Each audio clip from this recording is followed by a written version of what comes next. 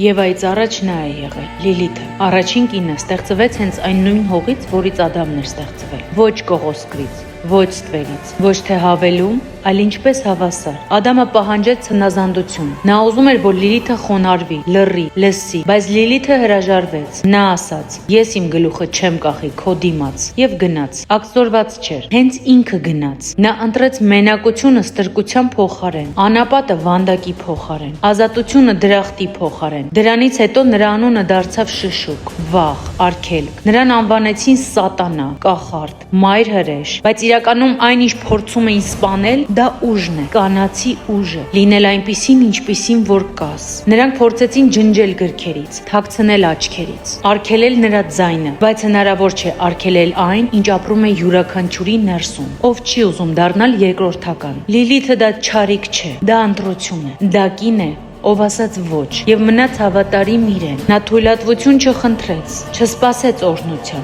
Նա ուղակի գնաց ամբողջական, անգամ մենակ, եւ հիմա նրա անունը խորհրդանիշ է ուժի եւ անհնազանդության։ Ով ես դու։ Նա, ով կմնա դրախտում, թե նա, ով գնաց ինչպես Լիլիթը։